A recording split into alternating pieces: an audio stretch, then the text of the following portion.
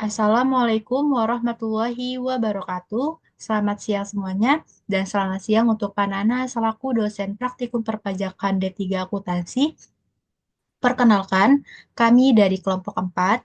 Di sini kelompok kami akan membahas terkait dengan menu yang ada di Cortex, yakni menu surat pemberitahuan atau SPT. Sebelum memulai videonya, kita akan memperkenalkan diri masing-masing. Yang pertama, ada saya sendiri, Nadia Kaputri. Saya Muhammad Lukman Hakim. Saya Gadis Bilbina. Saya Siti Asih Silviani. Dan saya Tria Jayanti.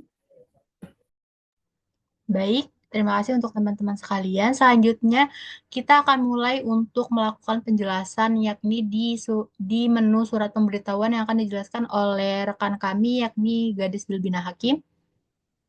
Oke, terima kasih. Untuk surat pemberitahuan ini itu merupakan bagian penting dari sistem informasi perpajakan yang dikembangkan oleh DJP dalam rangka digitalisasi dan efisiensi layanan pajak.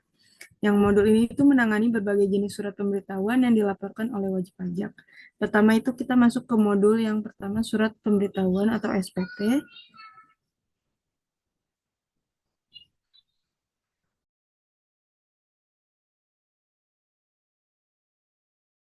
Di sini itu ada banyak lagi, ada konsep SPT, SPT menunggu pembayaran, SPT dilaporkan, SPT ditolak, dan SPT dibatalkan. Kalau untuk pertama itu kita harus buat konsep SPT-nya dulu. Ini tuh merupakan draft atau rancangan SPT yang sedang disusun tapi belum disampaikan ke DJP-nya.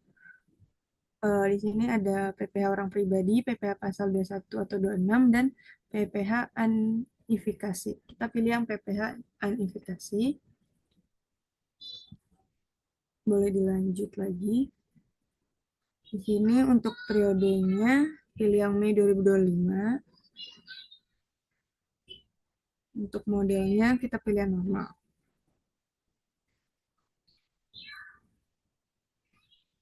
Boleh pencet buat konsep SPT. Ini kita pencet yang edit. Edit. Ya. Lihat. Nah, di sini udah tertera kan buat untuk SPT PPh-nya. Biasanya tuh mencakup PPh pasal 21, PPh pasal 22, PPh pasal 23. Oke, ini udah terlihat hasil SPT-nya. Kalau udah kita bisa langsung pencet bayar dan lanjut, tapi ini kita back aja.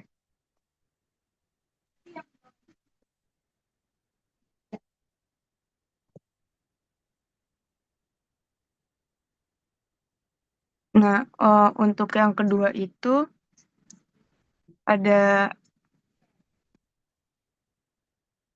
SPT dilaporkan, SPT menunggu pembayaran, SPT dilaporkan, SPT ditolak, dan lain sebagainya kan. Yang pertama untuk SPT menunggu pembayaran itu, SPT-nya itu udah lengkap, tapi masih menunggu pembayaran pajak terutang. Lalu sistem menahan pelaporan final hingga pembayaran diterima, dan status ini sering muncul pada SPT kurang bayar atau KB yang belum dilakukan penyetorannya. Lalu yang ketiga ada SPT dilaporkan.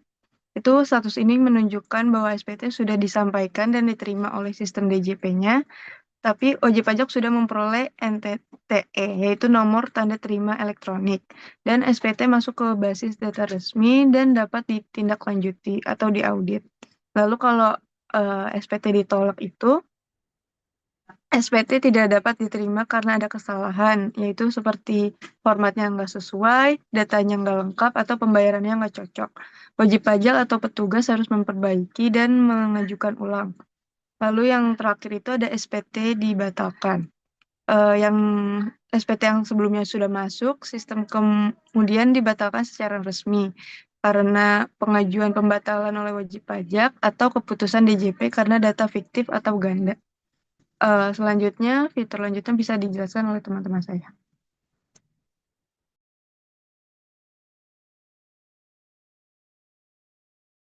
Baik, terima kasih Bilbina. Selanjutnya akan dijelaskan oleh rekan kami yakni dengan menu pencatatan.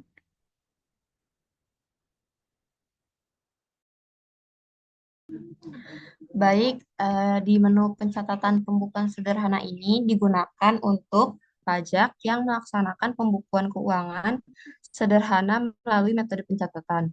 Di sini, para wajib pajak bisa menambahkan data di menu tambah data, yaitu untuk menginput transaksi baru secara manual.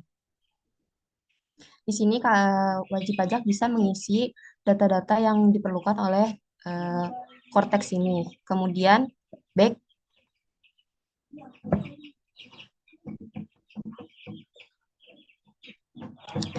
untuk bagian impor data itu digunakan untuk mengunggah data transaksi dalam jumlah yang banyak lewat file misalnya seperti Excel. Selanjutnya itu ada bagian rekapitulasi transaksi dalam periode. Ini digunakan untuk memilih periode waktu agar sistem menampilkan ringkasan transaksi di periode tersebut. Kemudian, hitung pajak ini digunakan untuk menghitung pajak otomatis dari transaksi yang sudah diinput oleh wajib pajak. Kemudian ada kolom data kayak aksi, nomor, tempat kegiatan usaha, nama pelanggan, nomor transaksi, tanggal transaksi, dan nilai transaksi. Itu sudah otomatis terisi ketika wajib pajak menambahkan data ke menu ini. Kemudian, sekian penjelasan dari pencatatan pembukuan sederhana. Baik, terima kasih Selvi. Selanjutnya untuk menu dashboard kompensasi akan dijelaskan oleh rekan saya juga. Oke, kita lanjut ke dashboard kompensasi. Nah, dashboard kompensasi ini untuk apa sih? Nah, dashboard kompensasi ini berfungsi untuk kayak ini tuh ringkasan hak kompensasi pajak yang kita miliki sebagai wajib pajak terkait PPN, terus PMSE, PPh pasal 21 atau PPh pasal 26. Nah, kita lihat sini kan ada jenis suratnya, ada PPN e-commerce, ini ada PPN e-commerce yang bentuk dolar, PPh pasal 21, sama PPh pasal 26. Nah, untuk di tahun mulainya kita sesuaikan ininya ya, 2023, 24 atau 25. Sama untuk tahun akhirnya juga disesuaikan kembali. Nah, kita berlanjut ke masa pajak. Masa pajak ini ada klasifikasinya, ada masa pajak 1, 2 sampai 12. Nah, ini kalau misalnya diklasifikasikan lebih detail, nanti ada hasil di tabel bawahnya ya, ada kompensasi. Misalnya contoh PPN dicoba 2025.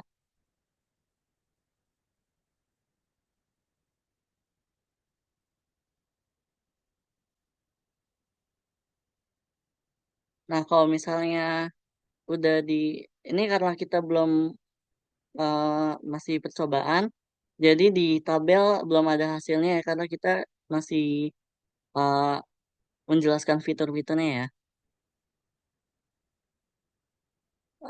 Sekian untuk dashboard kompensasi dilanjutkan oleh teman saya. Baik, terima kasih untuk Lukman. Selanjutnya untuk menu terakhir yaitu pengungkapan ketidakbenaran SPT yang akan dijelaskan oleh Tri.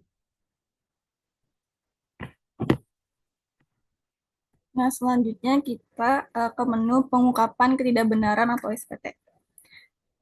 Nah, di sini tuh ada menu belum diajukan. Nah, fungsinya menu pengungkapan ketidakbenaran ini itu digunakan jika wajib pajak ingin secara sukarela mengakui kesalahan atau ketidakbenaran dalam pelaporan pajak sebelumnya sebelum DJP melakukan pemeriksaan.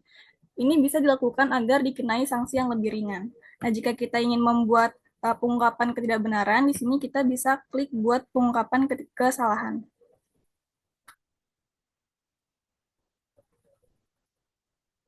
Bukan, masih belum diajukan.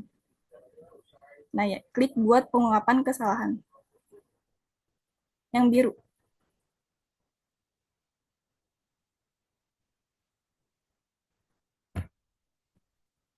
Nih.